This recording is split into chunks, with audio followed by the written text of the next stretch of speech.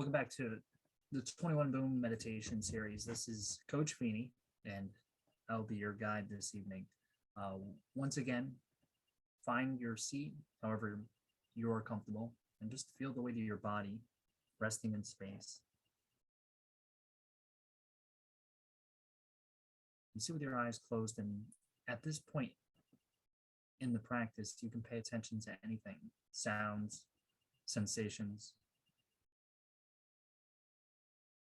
Most people still find it useful to pay attention to the breath, at least in the beginning. So wherever you feel it most clearly, see if you can catch each inhalation the moment it comes and follow it with your attention through the duration of the breath.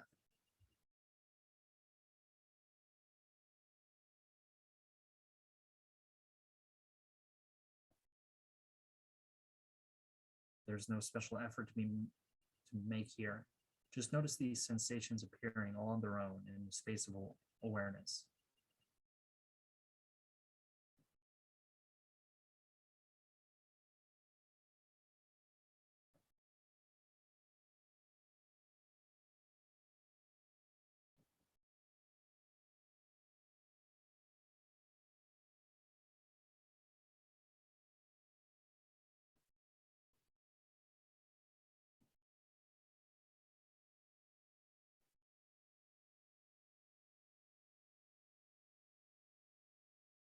And the moment you notice that you've been distracted by thought, pay attention to the thought itself.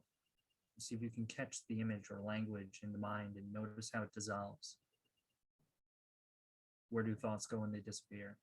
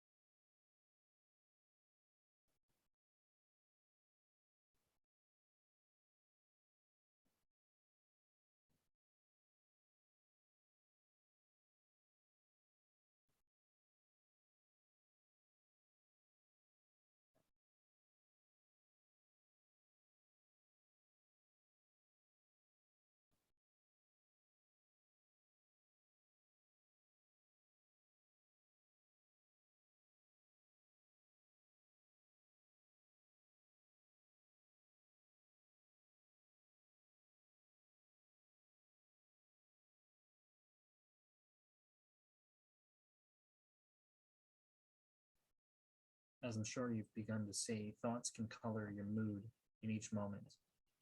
They can invoke a wide range of emotions, like sadness, anger, joy. So I want you to play with this for a moment, and I want you to think of something that annoys you or that embarrasses you. Maybe some event in recent memory, or think about something coming soon about which you're anxious. What I want you to do is strategically involve or invoke a negative emotion here. Surely there's something you can think of that doesn't make you feel good. I want you to feel this process. How does that happen? The moment that you feel something negative as an emotion, feel it clearly. Feel it without resistance. Where is it that you feel anger or annoyance or anxiety or embarrassment? Is it in your face, in your chest? See if you can capture the signature of this emotion.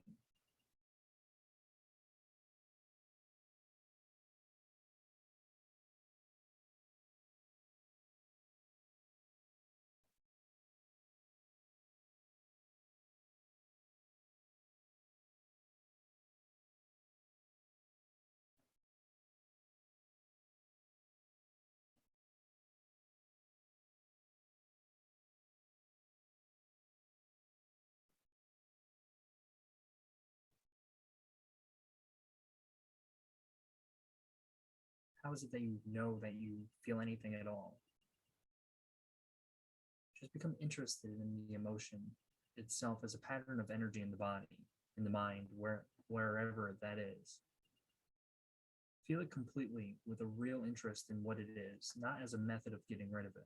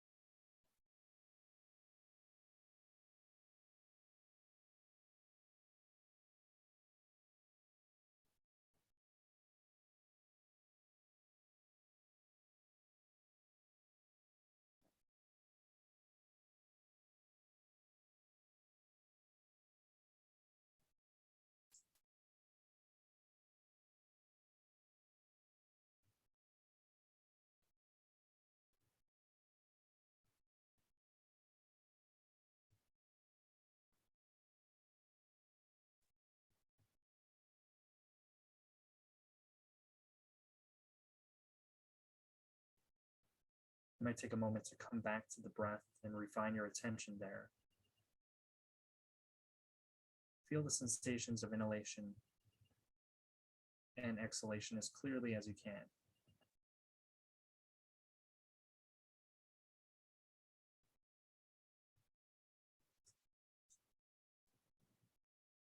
Listen to the sounds in the room. Notice how they appear all on their own.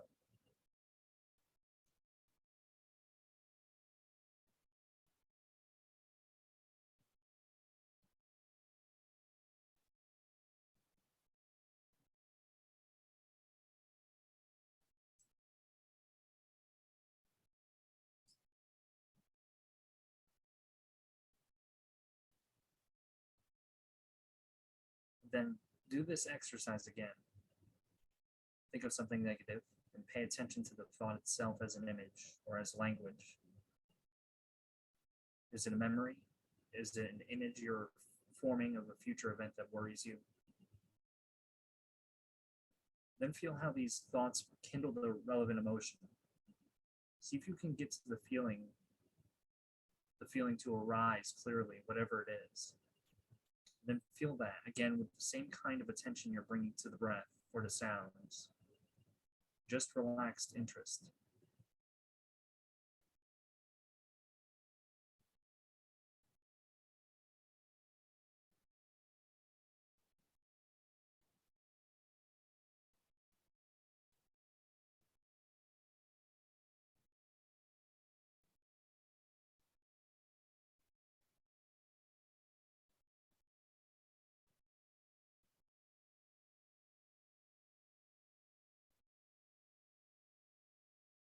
And as you let the thoughts go, notice how the emotion too just subsides. It has its own half life, and it's quite short, in fact, unless you once again begin thinking about the reasons why you should feel this way.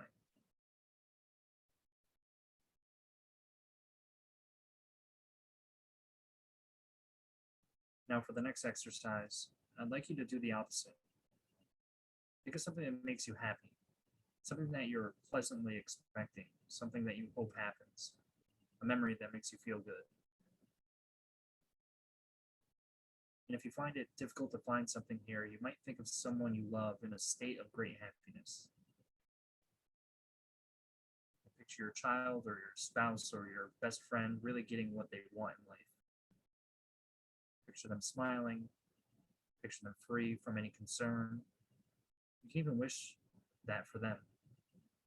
Picture that wish fulfilled.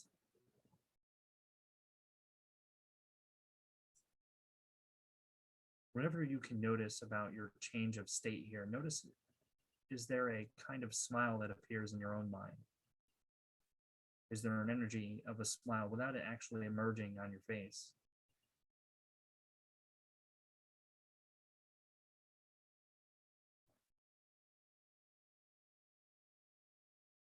You might notice that you can actually put a smile on your mind without doing anything with your face.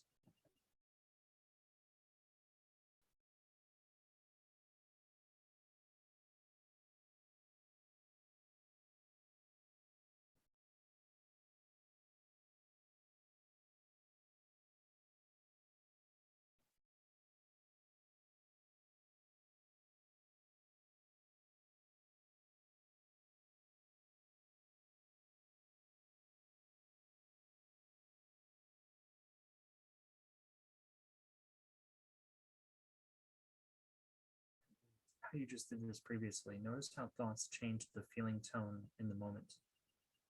What is the footprint of happiness or joy or pleasant expectations?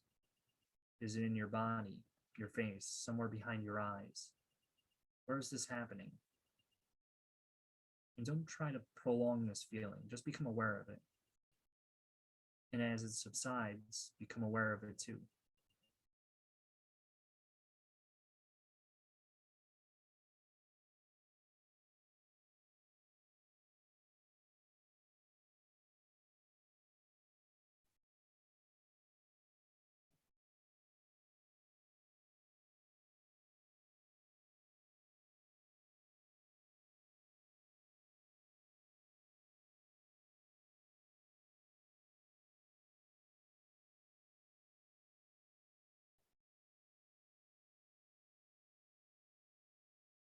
Then we'll bring your attention back to your breath. You might begin by following each breath as it comes and goes with a mental note. You can think in on the inhalation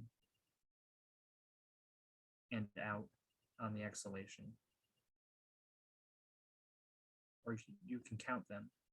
One on the way in, one on the way out,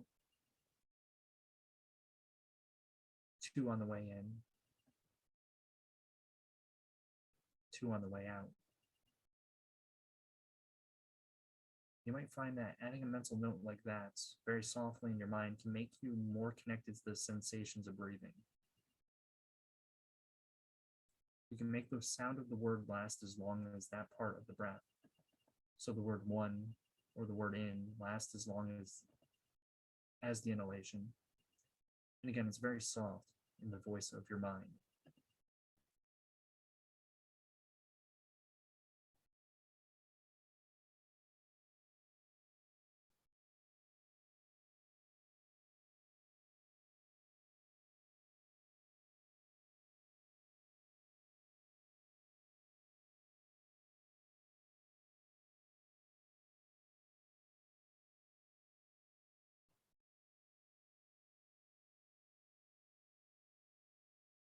And rather than try to approach the breath as though from a point outside it, just let it appear in the space awareness. You don't need to lean into it or attempt to get closer to it. Just receive it.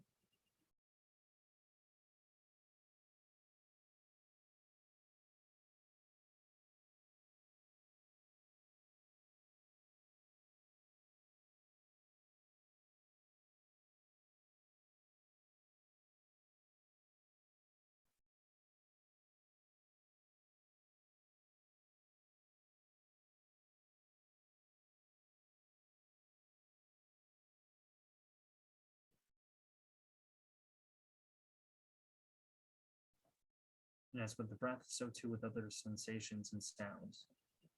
Just let them appear on their own. Notice that they do in fact appear all on their own. And by appearing, they articulate this space of consciousness. Just rest. And just rest as that space.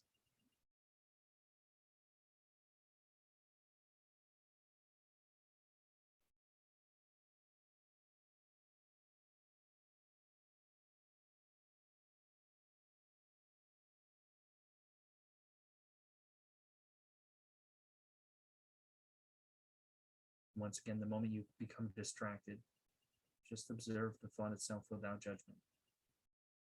Judgment is just another thought. And come back to the sensations of breathing, or to sounds, or to feelings in the body.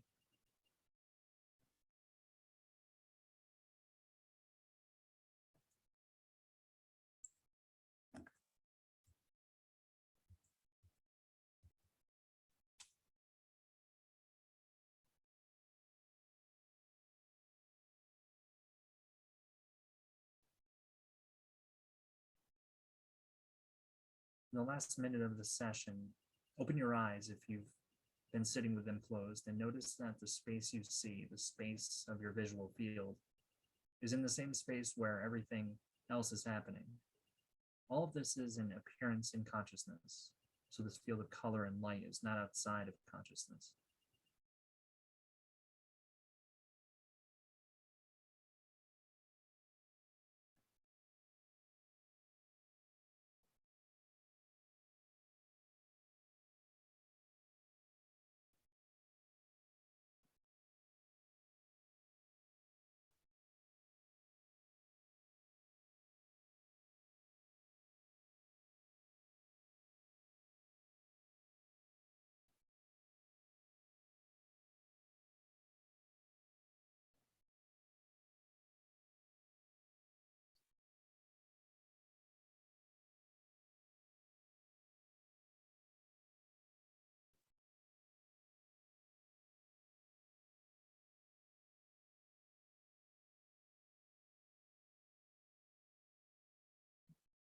Okay, well, today I introduced a new kind of exercise where you're trying to actually manufacture specific emotions.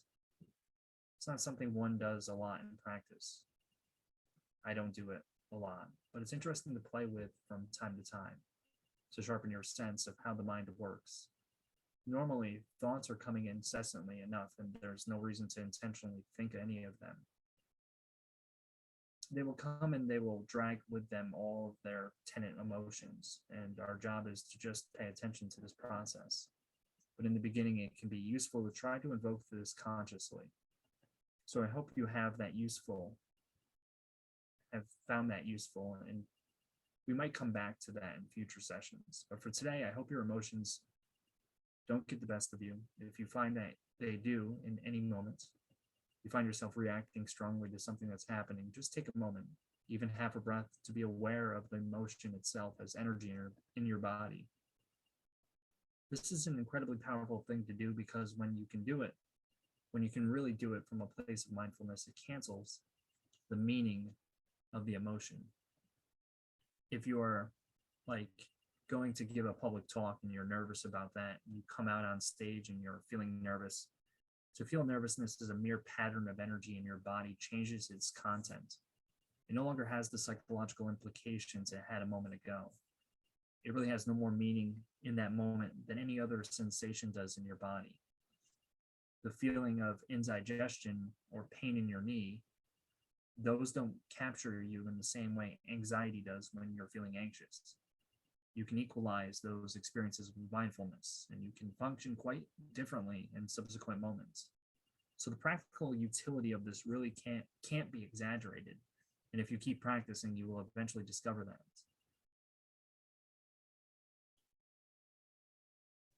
And as I said several times before, the difference between practicing, even for a few minutes, and not practicing at all can be quite extraordinary. And this is especially true if you punctuate the rest of your day with short moments of practice.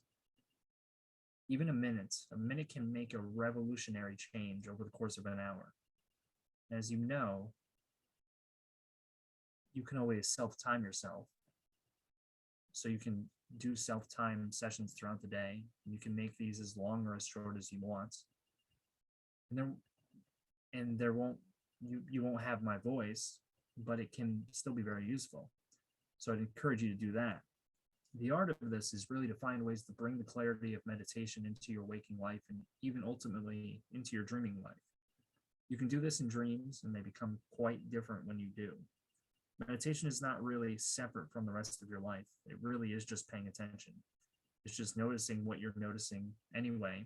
And the more you can do that outside of these formal sessions, the more the best parts of meditation can begin to bleed into everything else you do, and then to your relationships, and into those moments where you wake up at 4 in the morning and can't get back to sleep. You only have your mind in each moment, and it will be as well ordered or as chaotic as it is. And meditation is the best technique I know of to get some purchase on the order and balance, and ultimately actually peace, no matter what is happening in your life. I'm going to talk about the problem of boredom. And it's true, we encounter boredom less and less with all of our gadgets and with the totality of human knowledge and artistic output always available to us. When you can always hear your favorite song or watch a great film or read a great book or text a friend, because you can do all these things with the device you have by your side 24 hours a day, you might successfully avoid boredom for the rest of your life, but you might also never discover what's on the other side of boredom.